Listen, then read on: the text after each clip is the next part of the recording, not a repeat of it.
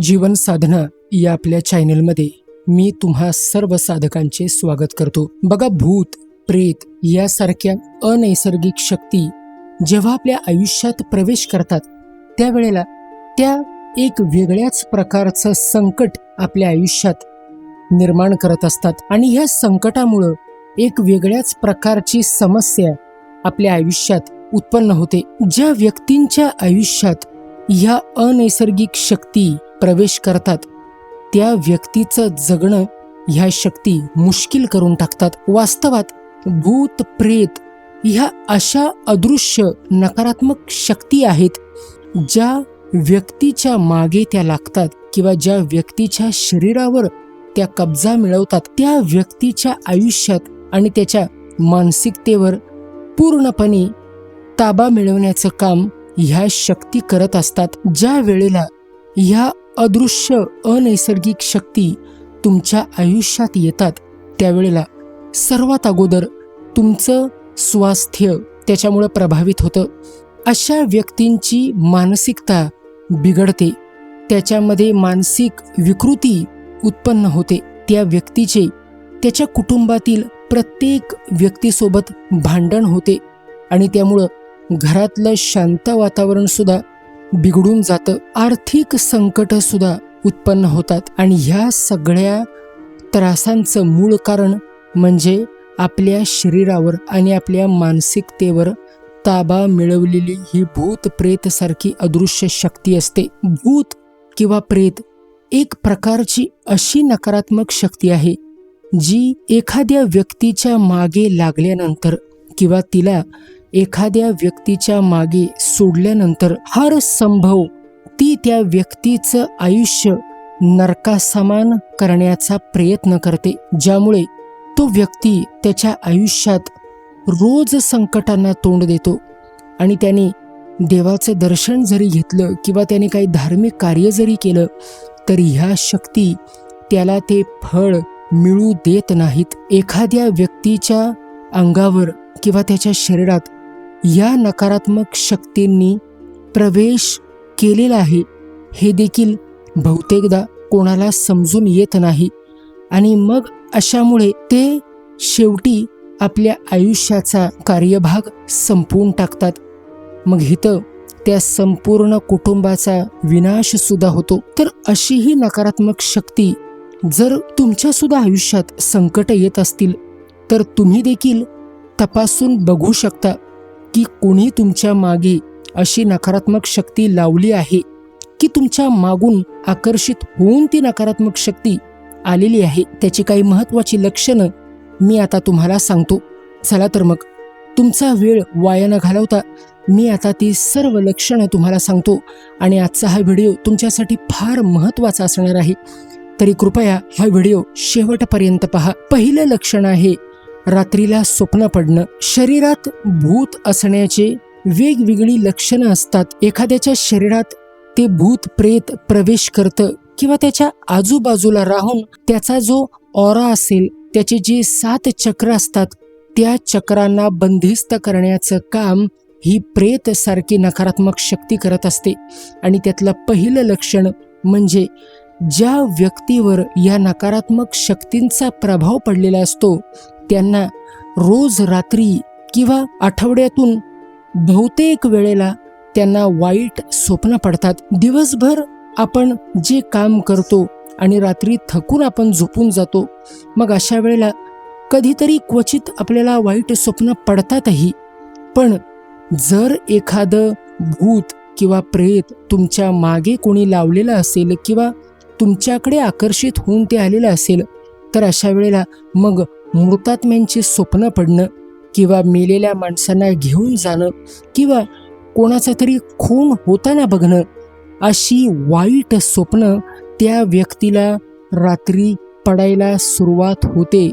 त्याचबरोबर स्वप्नामध्ये साप दिसणं हे देखील त्याच्यामध्ये असू शकतं। बाळांनो, हे जर लक्षण तुमच्याकडे असेल तर 10% तरी शक्यता आहे की ह्या शक्ती तुमच्या घरात किंवा तुमच्या आजूबाजूला आहेत। आता दुसरं लक्षण सांगतो ते काळजीपूर्वक ऐका। गर्भवती स्त्रियांचा जर गर्भपात होत असेल आणि तो गर्भपात 1 वेळा किंवा 2 वेळा किंवा त्याच्यापेक्षा जास्त वेळा जर होत असेल, तर अशा वेळेला कोणत्या तरी प्रेतबाधेनं तिथं घरामध्ये प्रवेश केलेला आहे आणि त्या स्त्रीच्या शरीरात किंवा त्या स्त्रीच्या आजूबाजूला प्रेतबाधा वावरत आहे. त्यानंतर जर अचानकपणे व्यक्तीचा मृत्यू झाला किंवा कोणताही आजार नसताना जर अकाली कोणाचं निधन झालं, तर अशा वेळेला भूत प्रेत बाधा असल्याचं हे सगळ्यात मोठं लक्षण असतं.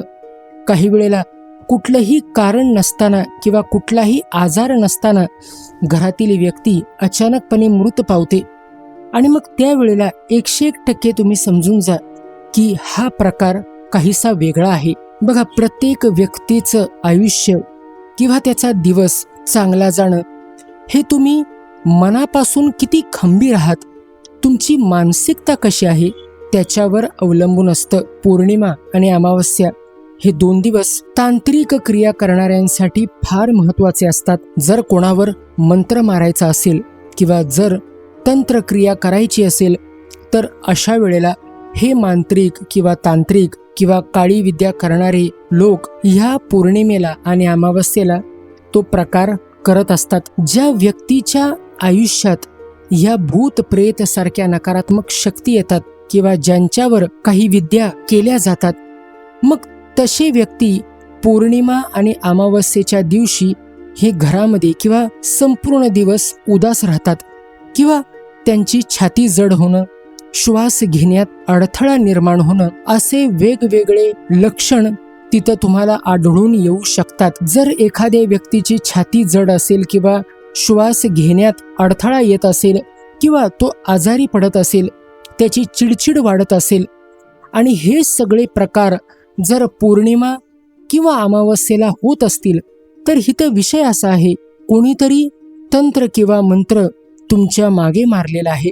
आणि मग अशा व्यक्ती दर शनिवारी किंवा शुक्रवारी सुद्धा त्यांच्यासोबत काहीतरी घटना घडत असतात आणि अशा वेळेला या व्यक्तींसोबत शनिवारी किंवा शुक्रवारी काही विचित्र घटना घडायला सुरुवात होते आणि ज्या वेळेला ही लक्षणं तुम्हाला दिसू लागतात, त्यावेळेला समजून जा की तुमच्या मागे कुठली तरी नकारात्मक शक्ती वावरत आहे. आता ज्या व्यक्तीच्या अंगावर किंवा ज्या व्यक्तीवर प्रेत बाधा असते, तेव्हा त्या व्यक्तीच्या कपड्यांमधून सदैव घाणेरडा वास येत असतो. तसेच त्याचा स्वभाव सुद्धा चिडचिड असतो. घरात सुद्धा ती व्यक्ती सर्वांवर भांडूनच बोलते, सर्वांवर रागावलेली असते आणि हे सगळ्यात मोठं लक्षण आहे.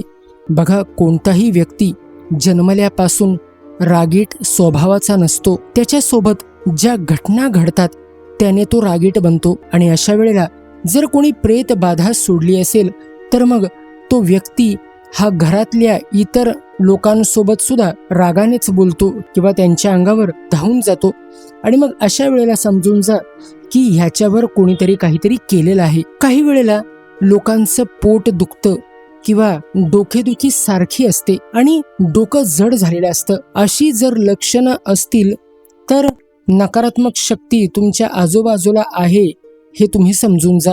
तुम्ही असं सुद्धा बोलू शकता, पोटात दुखणं किंवा डोकं दुखणं हे सामान्य गोष्ट आहे. तसं अजिबात नसतं. डोकं जड होणं किंवा माथा सारखा दुखणं हे चांगलं लक्षण नसतं.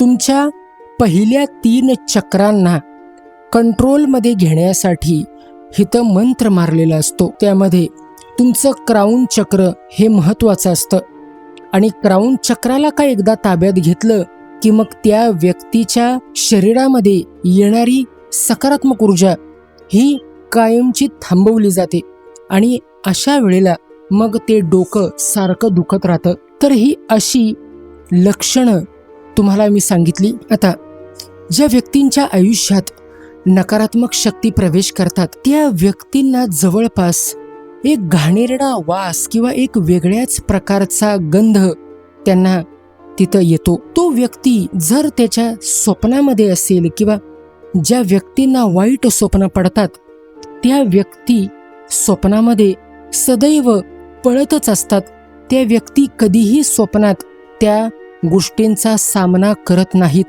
त्या व्यक्ती अशा स्वप्नांना घाबरतात आणि त्या स्वप्नात सुद्धा पळतच असतात. आणि हे जर लक्षण तुमच्याकडे असेल तर समजून जा की तुमच्या सुद्धा शरीरात नकारात्मकता आहे आणि कोणत्या तरी नकारात्मक शक्तीने प्रवेश केलेला आहे. अशी अनेक वेगवेगळी लक्षणं आहेत, पण ह्यातली काही महत्त्वाची लक्षणं तुम्हाला आजच्या व्हिडिओमध्ये मी सांगितली. जर ही लक्षणं तुमच्यात जाणवत असतील तर मला कमेंटमधून तुम्ही सांगा. या लक्षणांवर काय करायचं ह्याचे सुद्धा उपाय मी ह्या पूर्वींच्या व्हिडिओमध्ये तुम्हाला सांगितलेले आहेत. जर तुम्ही आपल्या चॅनलला सबस्क्राईब केलेले असेल आणि तुम्ही आपल्या चॅनलचे व्हिडिओ वेळोवेळी पाहत असाल तर तुम्हाला माहीत असेल की मी ह्या संदर्भात उपाय सुद्धा दिलेले आहेत. पण या व्यतिरिक्त अजून कोणती लक्षणं आहेत आणि ती लक्षणं फारच घातक आहेत. जर तुम्हाला ती लक्षणं माहीत करून घ्यायची असतील तर तुम्ही मला त्या संदर्भात कमेंटच्या माध्यमातून सांगा. पुढील व्हिडिओमध्ये अशीच महत्त्वाची माहिती घेऊन मी तुमच्या समोर प्रगट होईन. आता आज्ञा द्या. इति श्री गुरु दत्तात्रेय प्रणमस्तु. श्री गुरुदेव दत्त, श्री गुरुदेव दत्त, श्री गुरुदेव दत्त.